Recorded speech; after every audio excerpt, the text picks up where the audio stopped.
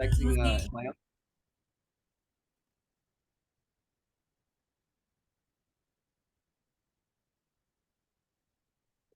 All right. Good afternoon or good morning, depending on which time zone you are in. You're probably expecting Ebby Wimbush. I am not Ebby Wimbush. I am Ramon Lowe, the Director of Membership and Industry Engagement with the Airport Minority Advisory Council. Welcome to our segment of Legends and Leapers. And before I hand it over to the incomparable Lauryn Mangum Reed, or as we call her, the notorious LMR, just a couple of announcements I'd like to share from the national office. So I'm going to warn everyone just now. If I just cut out or disappear, I am not abandoning folks on this segment. I am actually in Nashville right now, along with the national office and other folks, board members and such. We're here to really kick off our conference for 2024. And if you do not know, our location, our city is going to be Nashville, which will be next year. So also, we will be making the announcement as terms of the venue and the dates that will be coming soon. But as I mentioned, we're here. Ricky Smith is joining me, not where I am at the moment, but he will be joining us shortly, hopefully. And we are really looking forward to joining our friends here in Nashville, as well as Nashville Airport, to kick off what we expect to be a really, really great conference season. So looking forward to that.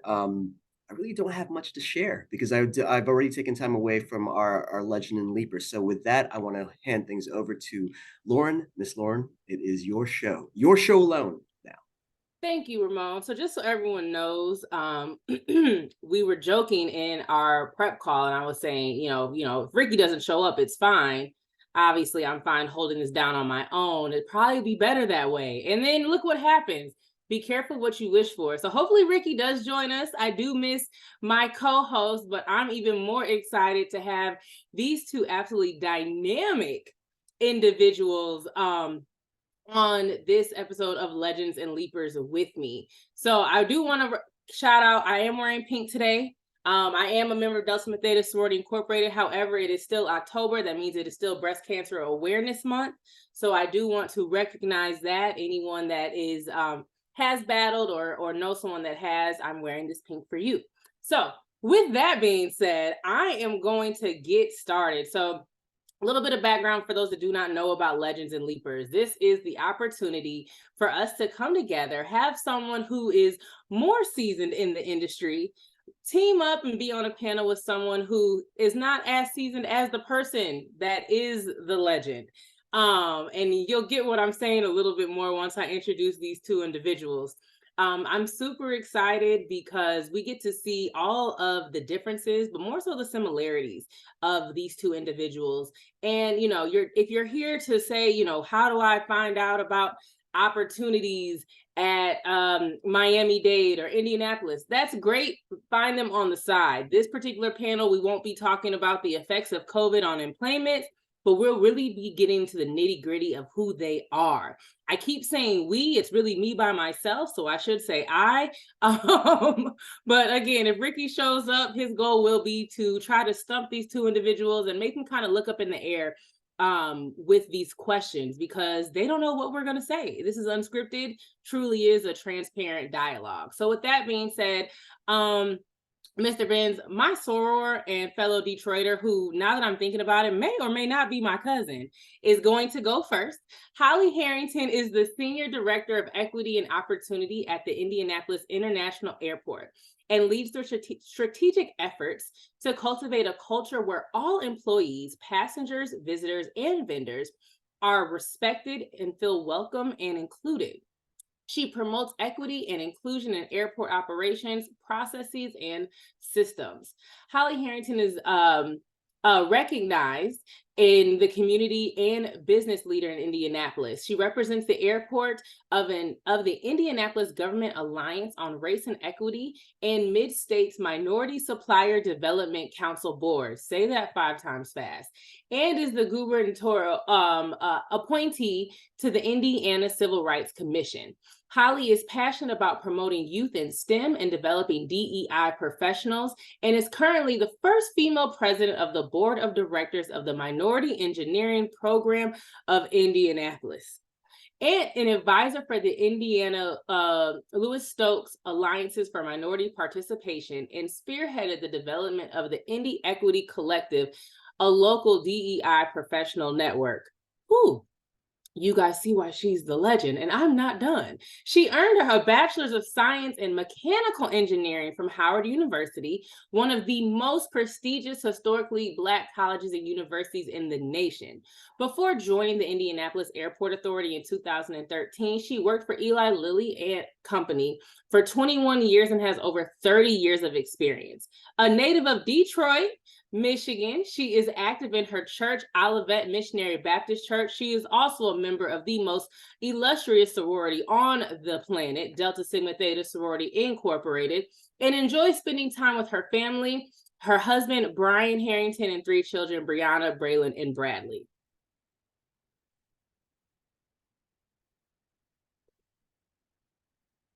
Whew. All right. Okay. It looks like Basil. He does smell fresh when you see him. However, Basil A. Benz II is the Deputy Director for Administration and Business Development and Retention at the Miami-Dade Aviation Department. In his current role, he oversees business retention and development divisions, which are responsible for commercial operations and real estate management for Miami International Airport and the county's 4 general aviation airports. He is also responsible for the department's administration divisions, which includes human resources, information systems, small business development, contract administration, and commodities management. Prior to joining the aviation department, he served as the assistant port director for business development and administration at Port Miami from 2018 to 2022. In this role, he was responsible for the development of the port's long-term contracts, commercial development program, and related financial strategies, client relations, and business administration.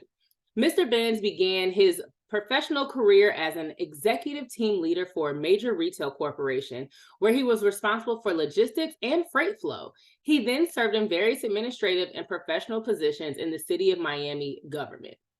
In 2011, Mr. Benz joined Miami-Dade County as the senior legislative and policy aide to the vice chairpersons of the Miami-Dade Board of County Commissioners. He then served in the county's Office of Management and Budget as a senior business analyst, and in the Office of the Mayor, where he assisted with the management and oversight of several county departments and was responsible for the implementation of county initiatives. He is a member of Omega Psi Phi Fraternity Incorporated and the 5,000 Role Models of Excellence Project, and serves on the board of directors for the 100 Black Men of South Florida, Inc. and the Miami-Dade Bayside Foundation. Whew, thank God Ricky's showing up, because after going over you all's just impressive bios, I do need a bit of a break. So Ricky, this will be your opportunity to say something, but I don't even know if you're ready to do that. So I'm going to keep going. All right. So for those that are not members of Black Greek letter organizations, I'm just going to give a little history before Ricky gets on. The Deltas, the women of Delta Sigma Theta Sorority Incorporated, and the men of Omega Psi Phi Fraternity Incorporated have something that we like to refer to as Coleman love. There is going to be a lot of banter today. There is going to be a lot of shop talk, but ultimately it is going to be a great show. So I'm excited to have both of you on. You both have very impressive backgrounds and have been doing this for quite some time. Obviously, Holli, you've been doing it for a little bit longer. So with your background in mechanical engineering, how did you get to where you are now? Thanks, Lauryn.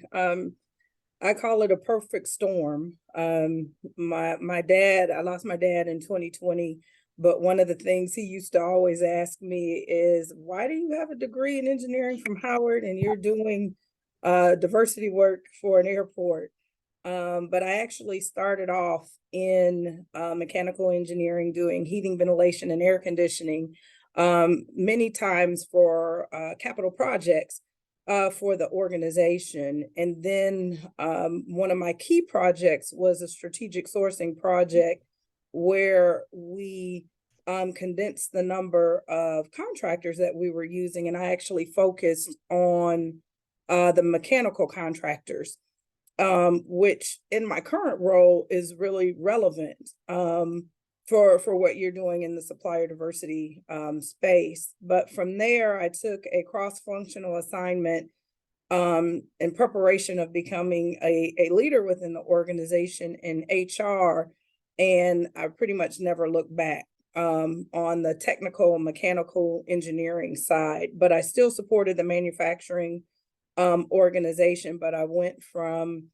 processes to really focusing in on people, and held multiple roles in HR, including compensation development, where you learn how to what's important to organization. So how we pay people, what positions have key roles or you pay extra for based on supply and demand because they're not available. So it was, again, good for the space I'm in now when you're looking at culture and making sure everyone feels welcome and respected and valued is, critical. So from there was what happens in many organizations, there was a hiring freeze. And so at that point in time, I was the director or manager of recruiting for manufacturing. So we went from recruiting over 600 people a year to anticipating just 100. And so that's when I was asked to pivot into the procurement space doing diversity procurement. So instead of recruiting people, recruiting diverse businesses into the organization. And so that's why I call it kind of a perfect storm. Then I left Lilly, came into the airport as a supplier diversity director. But in that interim time, I actually started my own consulting business. So understand what it is to be a business owner and going after work. And now the role here is expanded from just supplier diversity into partnering. I call myself an internal consultant because I don't sign a contract. Unless I have an open position, I don't hire anyone. But I work with the organizations to make sure we drive inclusion in all that we do as it relates to our workforce, as well as our procurement. And then you overlay culture over that. So what do we do to make sure that we sustain a culture where everyone feels valued and respected, be it an employee or a passenger? So you can see my background in HR, understanding capital projects, and even I will go back to Howard and what they instilled in us to be the best, and to promote that in a culture and promote people we want the best people to do what we do here at the Indianapolis Airport Authority. So that's my journey. The only thing I heard was Howard. That was out of all of that, I heard Howard University, and that was all right with me. I apologize for running late. I was actually, I was good until I got instructions from Lauryn, and it threw me off. I had to change computers and all this kind of stuff. So good to see you, Holli. Good to see you, Basil. Basil, we're going to have to work just to make sure you can get some points in, okay? So I think we're in the Q&A part now, right? Is that where we are now, Madam Lauryn? Riggy, you show up late, you don't have your backdrop on. You do look like you have a very fresh face, though. Did you get us to have a spa day in Nashville? Is that the real reason why you coming in now? Spa day, yeah, I wish. Yeah. No spa day. Well, quick plug, but I did hear that the location that the conference is going to be in is going to be absolutely amazing. So we may have to hit the spa up because you do look very fresh face. It is going to be amazing, as if I don't look fresh all the time. I do have a question for Basil, and I've been wanting to ask this question in the AMAC context for a very long time, because where I think AMAC, in terms of growing its membership, where I think the opportunity lies is when we look at our ops professionals, those that are in the ops segment, the operations segment of airport management, because I'm not going to answer the question myself. I'm actually going to ask you, Basil. I mean, so you're active with AMAC. You're aware of AMAC.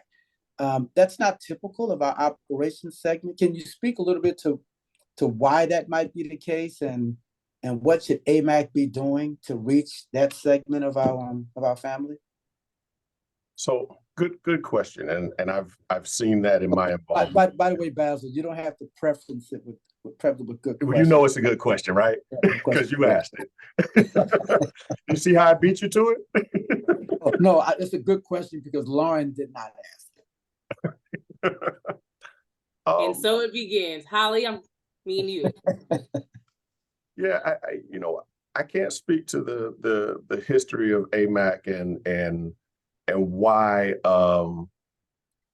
in the past there haven't been as many operational people there. But I've noticed as I've been involved with AMAC, there's a lot of focus on contracts, right? Contracting of goods and services and things of that nature. So,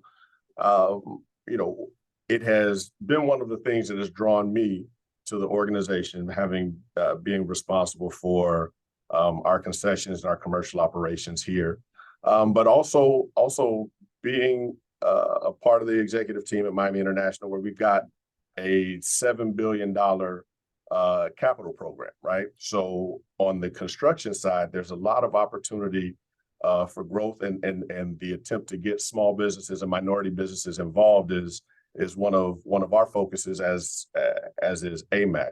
So I'm definitely available to have our operations folks more involved in what's happening at AMAC, and if there are opportunities for them to grow and opportunities for AMAC to bring more people in, more minorities into the operations field, we can definitely start that here at MIA.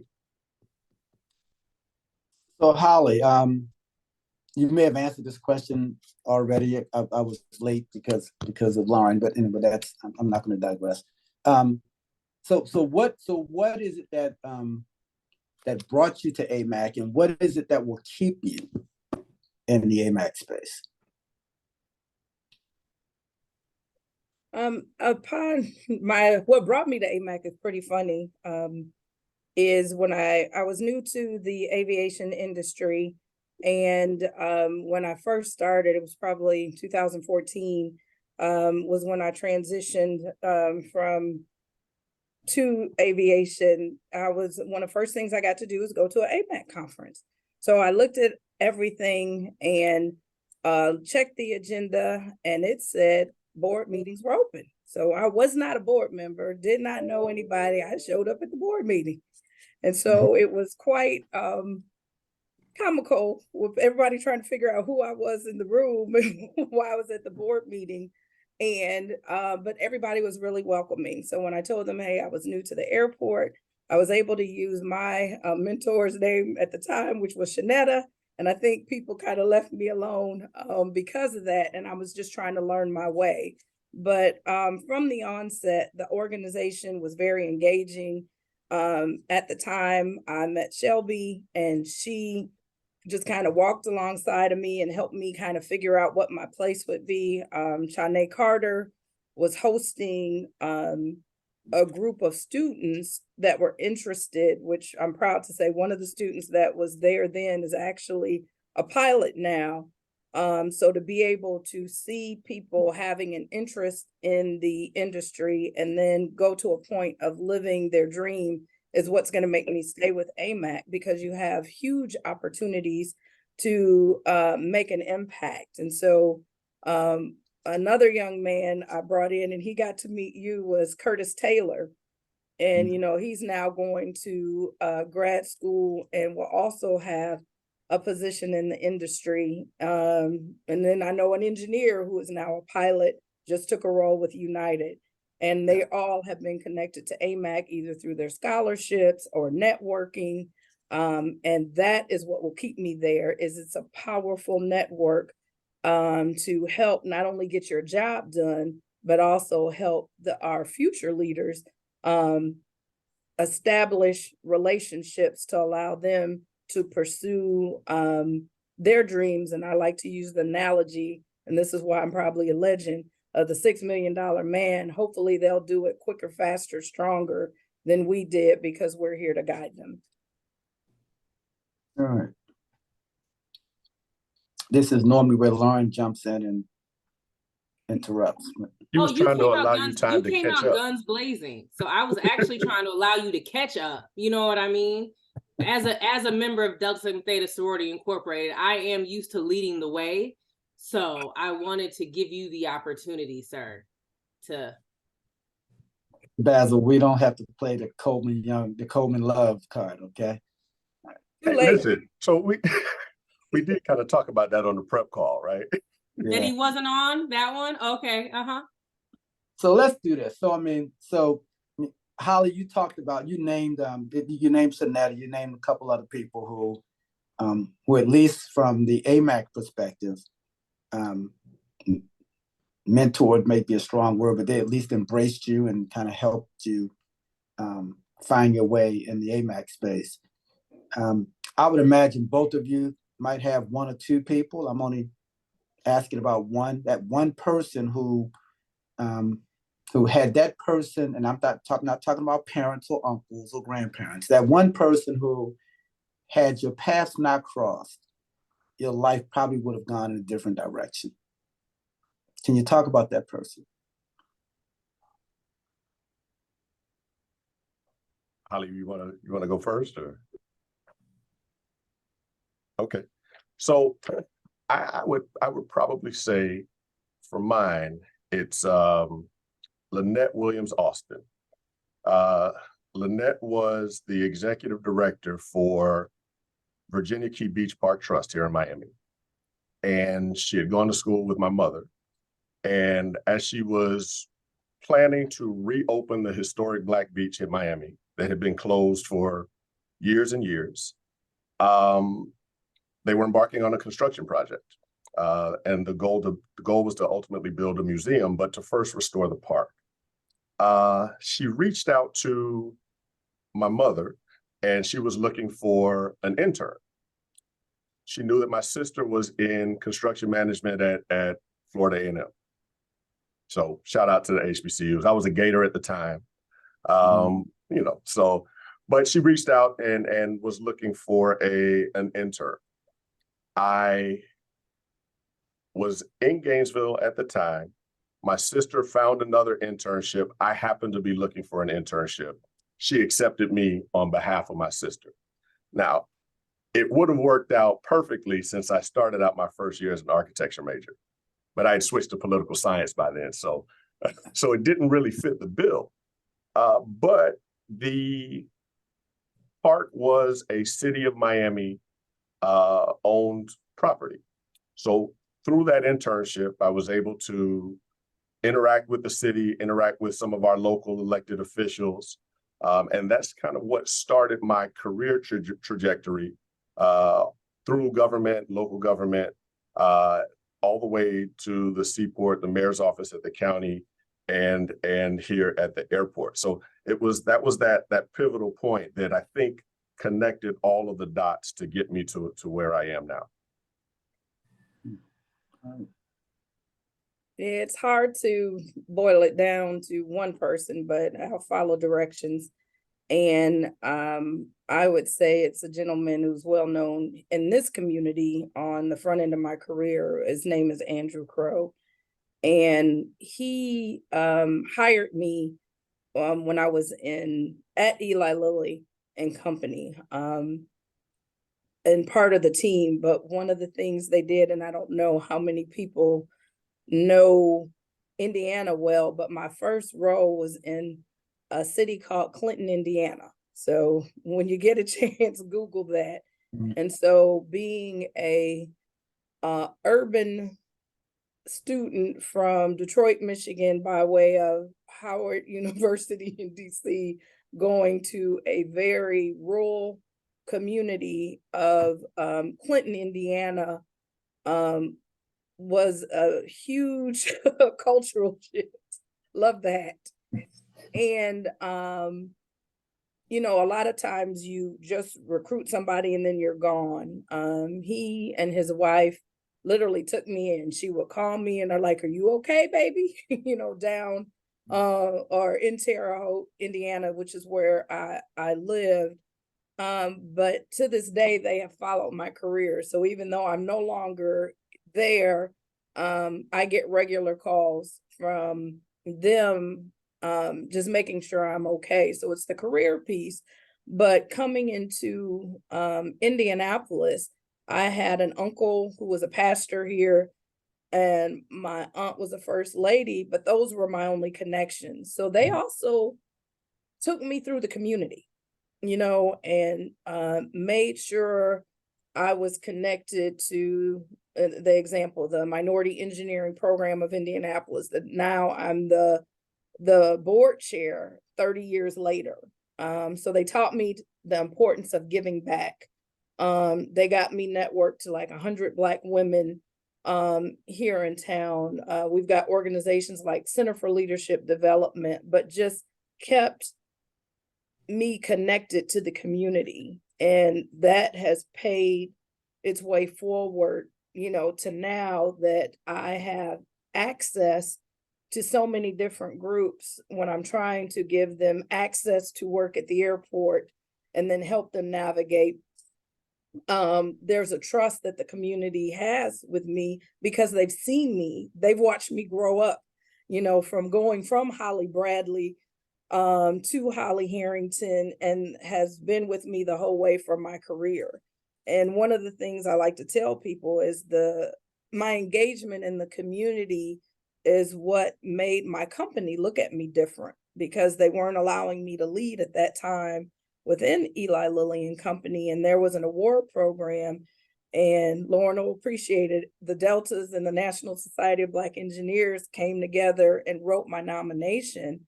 And so when I won, I was in the back with my boyfriend at the time, who is now my husband, and my company was at the front. And I helped write the nomination for the person they were nominating, but they called my name. And then my boss's boss sat me down and said I had no idea. And I said, well, since I can't lead within the organization, I leave and I lead in the community. And I tell people every 18 months after that, I got promoted. So I'm very grateful to Andy and connecting me to the community, and I credit the community support for my success in my career. So in both of those cases, first of all, two amazing accounts. In both of those cases, you listened to somebody. You were willing to accept what someone was trying to give you. You trusted somebody. And both of you are now at points in your career in this space where there are people looking up to you, who may be pulling your coattail, asking you for advice or seeking advice and guidance.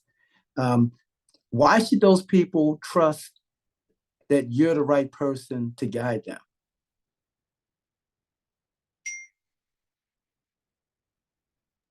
I went first on the last one, Holly.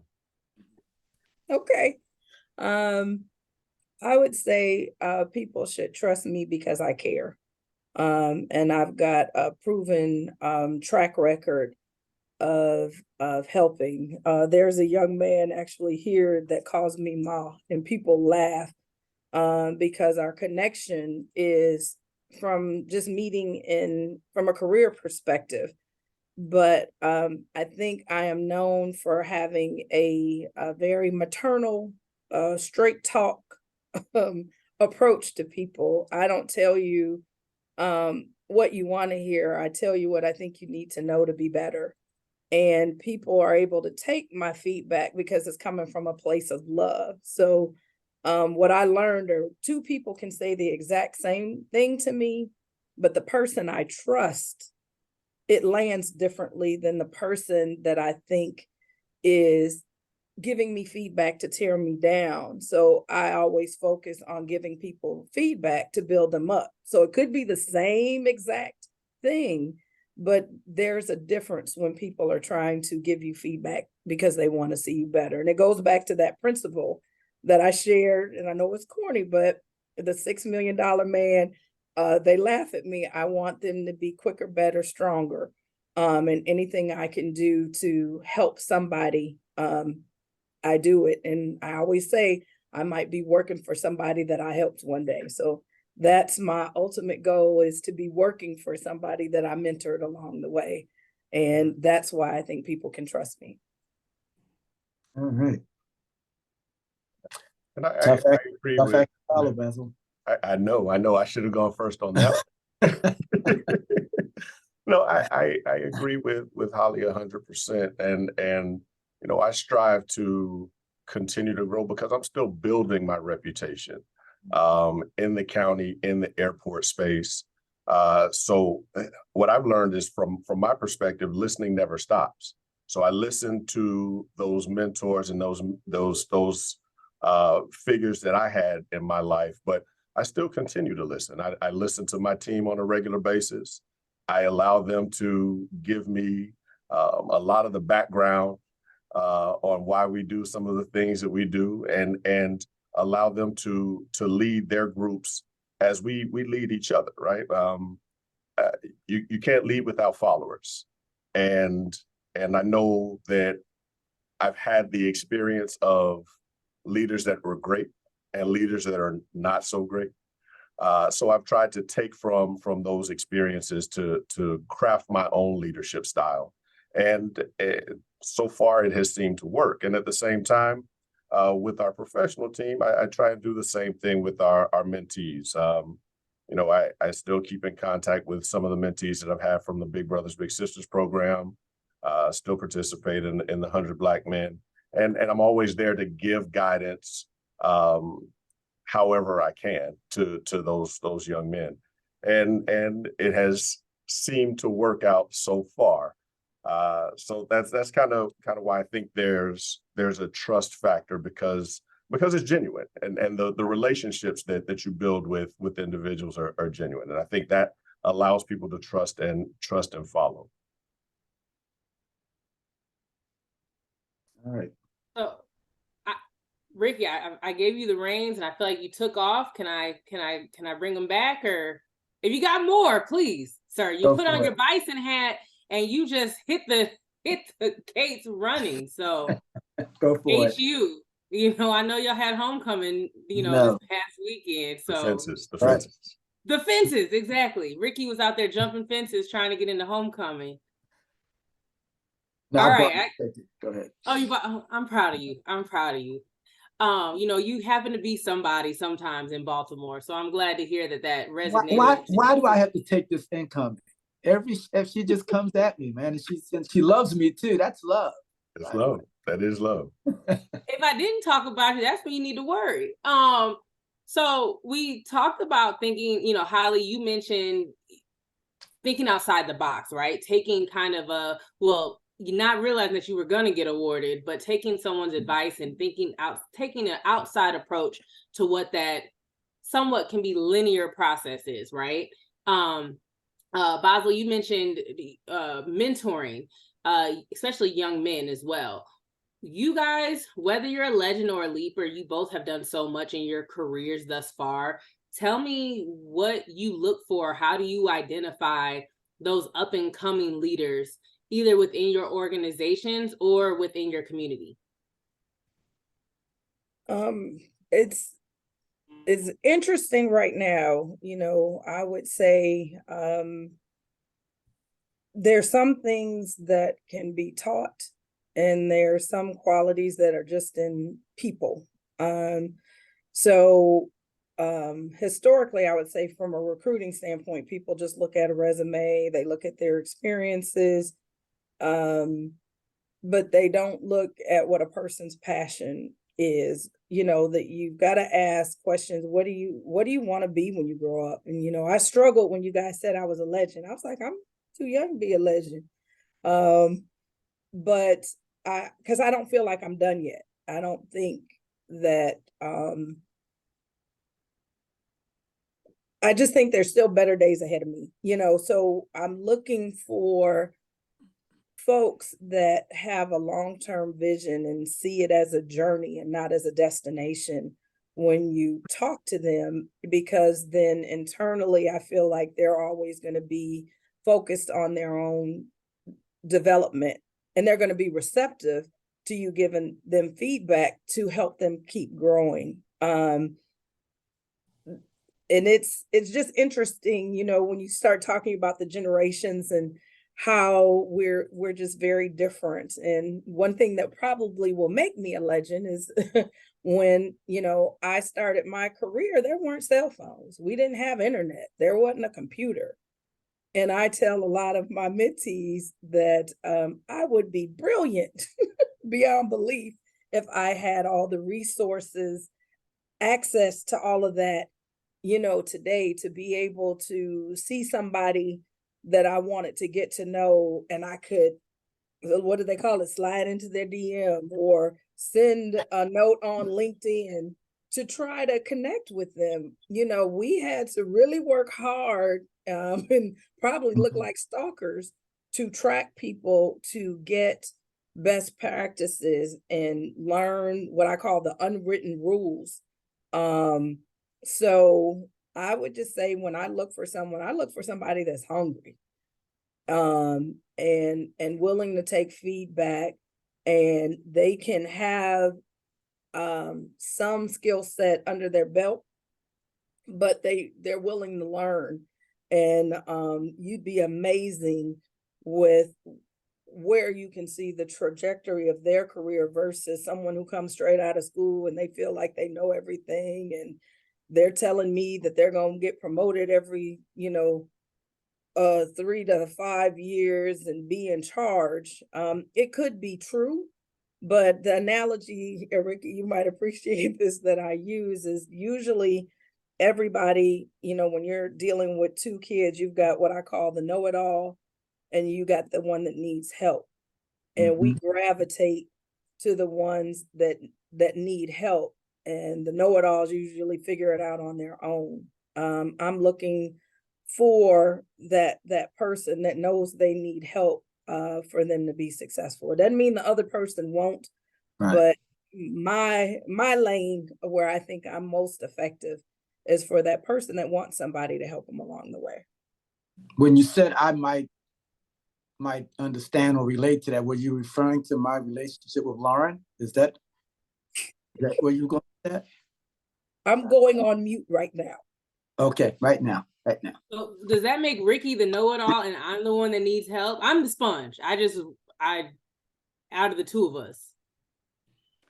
Okay. Basil, my dear man of Omega Psi Phi Fraternity Incorporated, what say you? So I think from a mentee mentor perspective, I'll help any mentee that comes across my way, and I think so much of that assistance, it can be as simple as a connection, right? Connecting them to someone that I know that may be able to help foster their interest or their passion and their desire. And I think depending on their level of passion, my assistance and continued assistance will continue to grow. But I also think one of the key traits for the mentees that are still here and still reaching out, and I'm still reaching back to, is their resilience, right? So Holli, you talk about the ones that know it all. I found that some of the know-it-alls actually, once they learn that they don't know it all, they come back slightly bruised, but have the ability and the desire to listen. And I think so much of it comes back to that theme: listening and learning and growing. So those are the things that I look for in the mentees that I've worked with in the past, and those are the ones that I think are continuing that relationship. We kind of touched on this during the last Legends and Leapers. I'm kind of shifting a little bit now. Which last one? The last one that you weren't on, or the last one that you had attended as a moderator? Just for clarification for those in attendance today. The last one that I participated on. Okay, gotcha. I was still on maternity leave. Understood. I wasn't there. I just wanted to clarify. Sorry, go ahead, Ricky. It's been a while. Maternity leave for the second time. I'm done. Okay, we'll see. So the question is, AMAC has spent a lot of energy trying to help support and position women, particularly African-American women, to pursue a lot of the CEO positions that come available at airports, right? And there's been some progress, but I think we all would agree that there's still a long way to go. So trying to position them for the C-suite, the CEO level positions. Why is that important?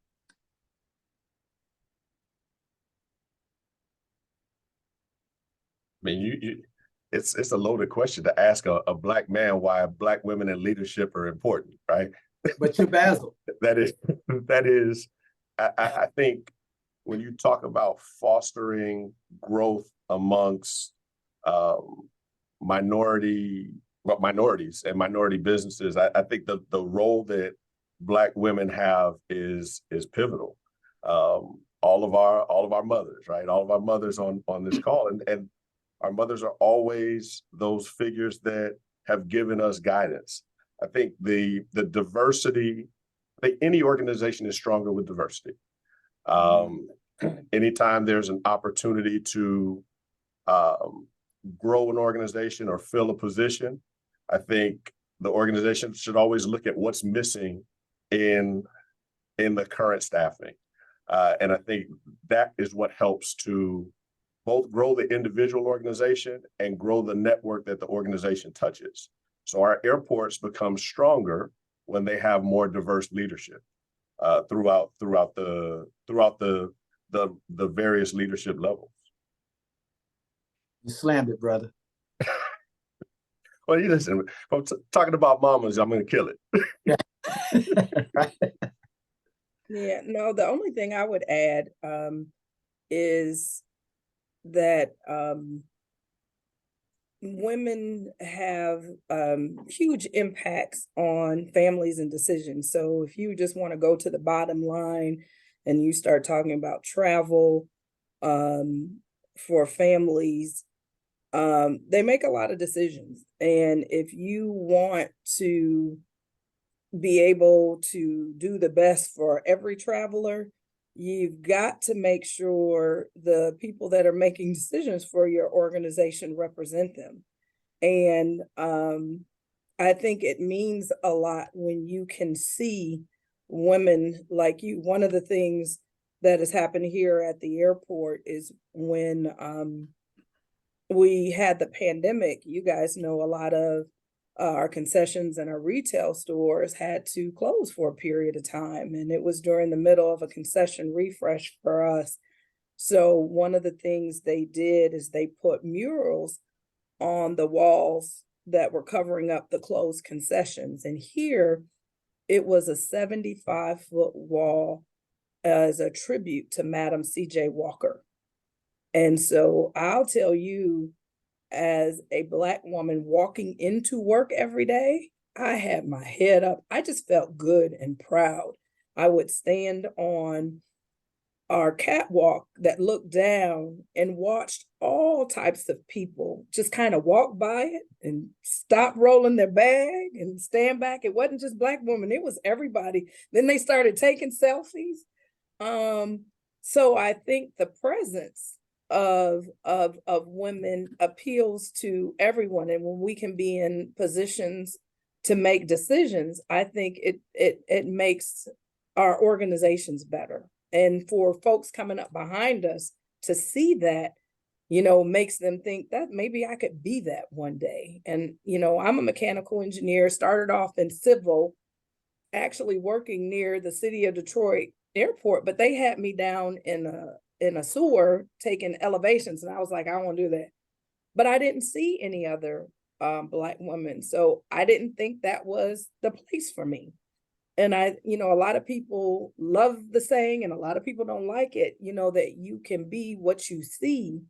While it's not everybody, it makes a big difference about feeling that you're welcome in a space when you see somebody like you leading in that space.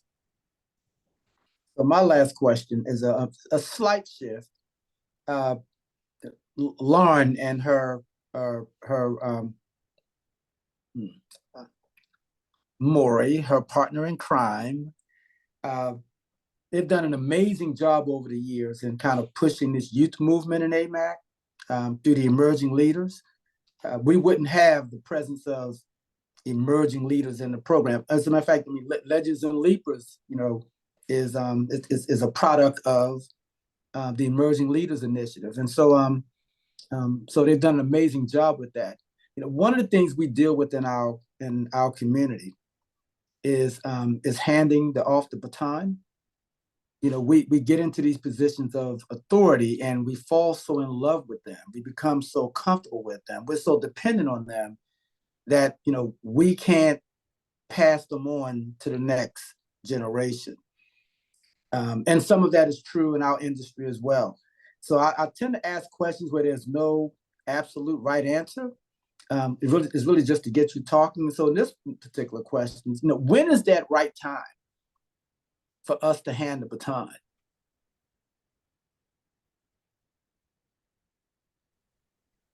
And I can share, I think traditionally, you think the handing the baton is when you leave and you just give it.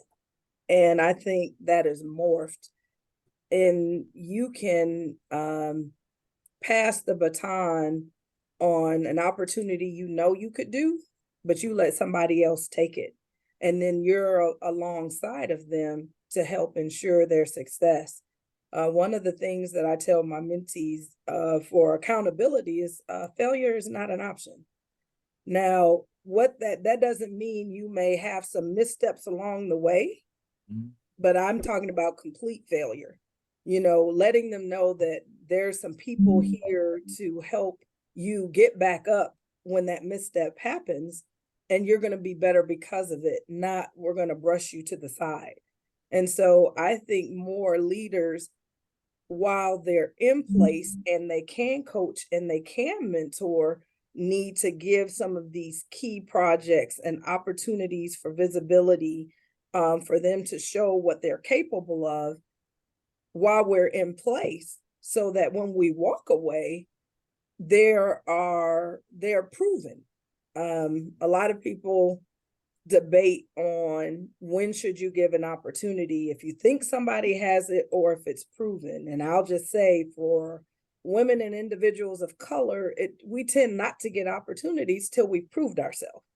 We aren't typically afforded that somebody sees potential in us and they're just going to let us run with it. Now, there are exceptions to that, but my personal experience is that is not the norm. So we've got to create opportunities for these leapers to prove themselves so that when that opportunity comes, there is no question. No, thank you, Holly. That was powerful. And I think dead on.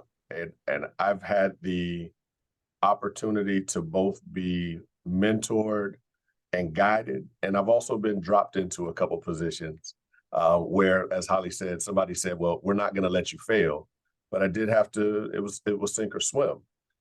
So I think both of those experiences have been great for me. And I try to make sure that the people that are coming along on our teams have those experiences, like you say, the experience to prove themselves.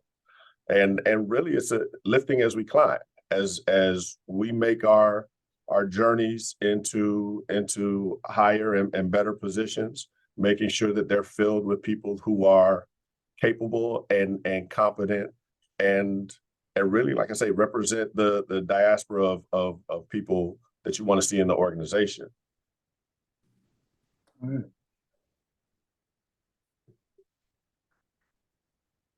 You're muted. I feel like I'm playing double dutch with Ricky and all of his questions right now. In fact, you jumped in. I was trying to give your team a shout out because I want to go back now. Ricky is where he is because of his phenomenal team, which is predominantly women of all backgrounds, and very, very diverse. And they literally, their shoulders are heavy. To Andre Titus's point, they never skip a leg day because they have to carry Ricky throughout his time as CEO of BWI's airport. So shout out to his team. Basil, I think that was his way of saying, hey, brother, go ahead and get you some amazing women on your team but you actually do the work. So, Well, but still but to have that support. I will say that I do have a bunch of amazing women on my team and the men on my team. I've got probably 20 of them out of the 60 something people on the call are MIAs, just so you know. Okay. So they are here and they are representing and they make our airport look good. They make our organization look good, and they try their best to make me look good, even though, I'm sometimes stubborn. So Speaking of stubbornness, and I want to ask this question kind of in opposite of what Ricky was saying, is of passing the baton. So you have, your team, you have your organization, you have individuals that are younger than you, are emerging leaders for a lack of terms, or trying to kind of make their way in the industry or get that opportunity, as Holli said. At what point, do you say, hey, you know what, you have some great ideas, or let me listen to you to help me think outside of the box from the status quo of what I've been doing all of this time? What does that look like within your organization? I think it happens all the time. Like I say, I try and go back to that theme of listening and not having to know everything. Trusting the people that are on the team to be leaders in their own right and professionals is one of the things that I try my best to do. And a good idea can come from anywhere. And sometimes it comes from the unexpected source, or somebody who is a little bit further removed from a situation, who's not in the weeds on a daily basis. So we try our best to integrate our conversations and work in a cross-functional manner, so that you do get input from divisions that may not necessarily be in the day-to-day, but are somehow affected or somehow have some insight into your operation or your problem or whatever your solution is going to be.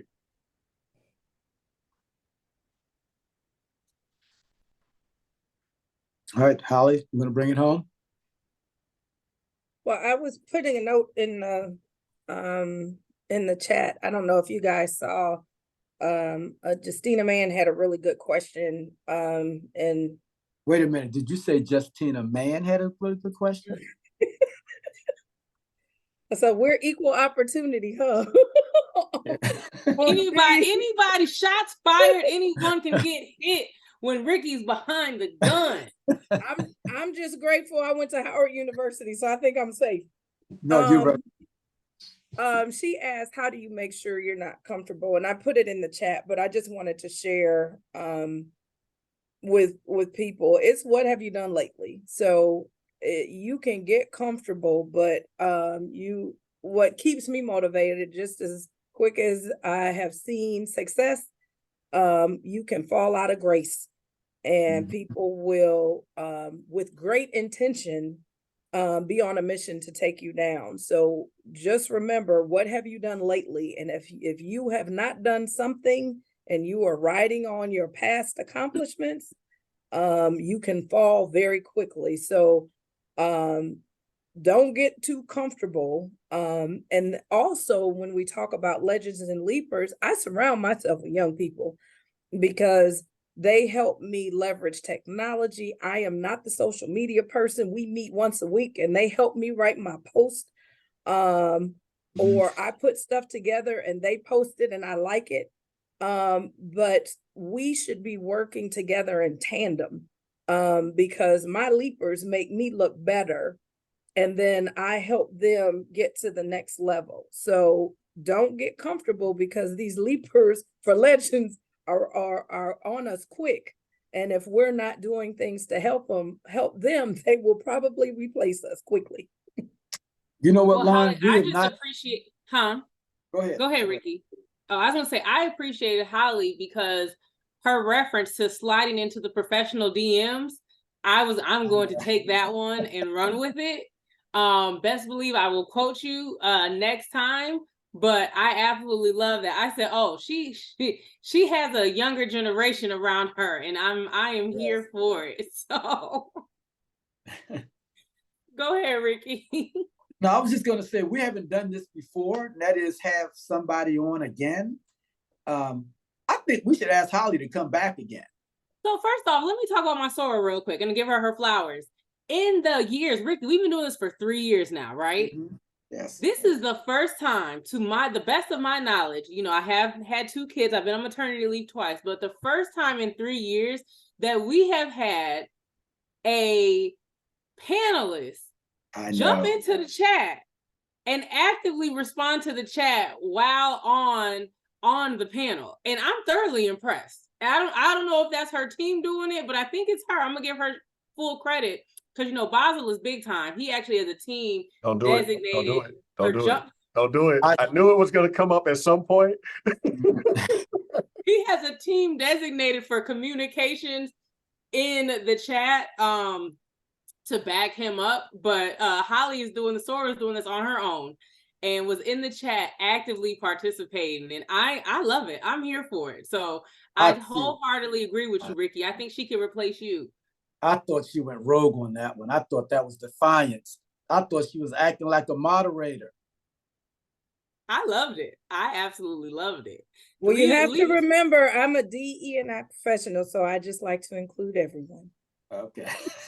Also, leave it to a member of Delta Sigma Theta Sorority Incorporated to multitask and also ensure that all of the work is getting done. And I appreciated it. Ramon, we're going to give Ramon an opportunity. There's a couple more questions that are coming in. Y'all waited till the end of the show. Luckily, we do have a couple minutes for the after show to answer some of these questions and also give me a chance to actually jump in because Ricky just monopolized everything with his late self. So with that being said, Ramon. Lauryn, thank you so much. I want to also thank our panelists, Holly and Basil, for such an enlightening segment of Legends and Leapers. And I'm really here to rescue Ricky from catching all these strays from Lauryn and Holly, etc. So thank you. But more so, I'm sure we can kind of continue to go on. But unfortunately, I'm speaking for Mr. Smith as well. We have an event today, this evening, actually, and he and I have to take off. But for those of you who are in the chat, commenting, etc., thank you very much for joining in. I see a lot of folks on there who will be attending our stakeholders reception tonight, this evening, where we will celebrate the kicking off of our conference, which will be in Nashville. We will be announcing the date and the venue at that time. So if you are in the Nashville area, I got this from Miss Wimbush herself. Please join us. Otherwise, we will be making the announcement, and Ricky, we will be downstairs with the car ready to go. So thank you all again. I'm going to say this about Ramon. When I went to Cleveland, that was my first CEO job, and my first national interview was with Ramon. Ramon interviewed me at the time with another organization, and he was tough. Not that tough. Okay. Thank you all so much. So does I think you guys can keep going. Okay, because Charvette Brock had a really good question, and I want to ask both of you guys, because both of you all are minorities in leadership positions in areas that are actually pretty diverse, but you may not be the minority, right? So have you ever dealt with imposter syndrome, and how do you get past it?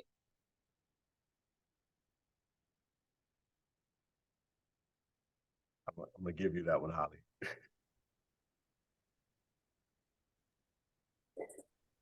Can you hear me? Yes. That's kind of a new term. Yeah, let me go ahead and define it for you. For everyone, imposter syndrome is a psychological phenomenon that makes people feel like they are not competent or successful enough in some area of their life, even when they have evidence of their achievements. Often, not always, but people with imposter syndrome suffer from chronic self-doubt and a sense of intellectual fraudulence that prevent them from feeling confident or proud of their accomplishments. So I would say, it didn't have a label on it when I was going through it. And so I'm glad you read the definition, because as you talk to people, I've talked to a lot of my leapers about what is this? And when you're in an environment where you don't feel valued and respected, you will question your own ability. So if you're in a work environment, and this is what I would call, we don't call it imposter syndrome, we call it a hostile work environment. When people are constantly making you feel, either with intent or unintentionally, that you're not adequate or you don't belong. So one of the simple examples of when I first started my career, the schools that were most of the students were from, or new hires were Purdue and Rose-Hulman. And if you guys are familiar, Purdue is one of the top engineering schools, and at the time, Rose-Hulman was an all-male engineering school. So I was in a discussion asking for capital funding. And when I got done, I'm asking for like $6 million to do a project. The first comment somebody said to me is, "You speak well." And you do that head tilt. So I know Lauryn knows what I'm talking about. And I was like, that is a decision point where I can be the angry, mad Black woman, or we can make this a teaching opportunity. And so my response was, well, my understanding was that you only hire the best. So shouldn't I speak well? And the bigger question is, are you going to fund my project? So what I would say is, when you have the imposter syndrome, or somebody is kind of saying something, or as my mother would say, nice, nasty, and sometimes it's intentional, sometimes it's not. Err on the side that it's not intentional and use it as a teaching moment. Now, if you know it's intentional, it's a whole nother story. But if you're not sure, let the chip fall off your shoulder and use that as an opportunity to teach someone. The other thing I would say is, at the later point in my career, I was just being hit every day, and I would cry going into work. I would cry coming home, because I was beginning to question, when somebody tells you every day that you need to do better, and you're not hitting the mark. When you know you're making a positive impact, you've got to surround yourself with people who lift you up. And there were internal people with the organization and external people that said it's time to go. And that's a rough decision. I was like, well, I'm in this high-powered job. I'm having this wonderful impact on the community, but I'm losing myself. And I was no good to my family. So you got to be honest with yourself. And people who saw me moving were clueless, but the people who were close to me were my accountability folks, saying, "Sis, this isn't a good space for you to be in." And those are the harder decisions. So I hope I gave examples kind of lighter, but when you're not feeling valued and respected, that stress can wear on your mental and physical health. And trust the people around you and get out.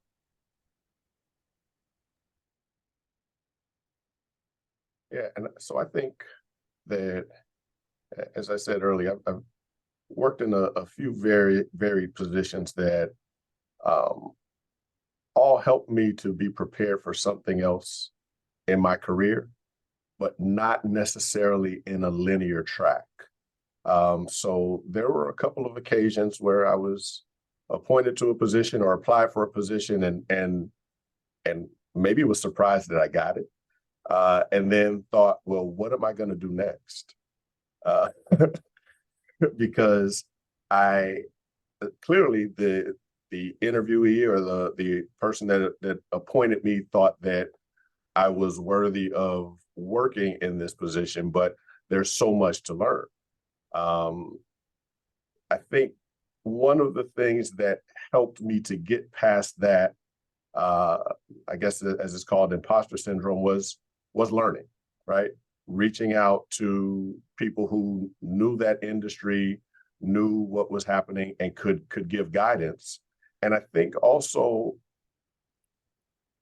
relationships with people who are supportive, and will tell you about the positive things that you're doing, even though you may not see them, or you may not think that they're as significant as they are.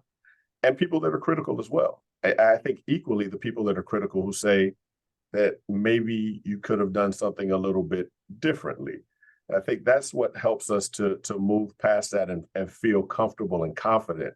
And you know, I think in my situation, in each of those positions where I hit my stride, I was good. I was ready to go. But it did take a while. It did take a while to make the adjustment. And I think one of the things that you both kind of hit on, and I think, you know, everyone handles the stress differently as well, is, you know, you get to a point where, am I going to stay here and be absolutely miserable to myself, miserable to my mental, my physical health, my family, etc., to prove these people wrong? Or do I take the opportunity and make the decision to leave and go on to bigger and better, and essentially still prove them wrong, just not within that organization? Yeah, and I think I've done both.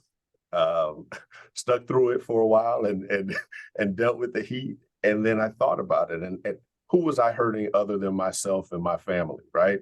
So it actually, and I don't know if Holli experienced the same thing, it came as a surprise to one of my employers when I was gone, because I already had the job.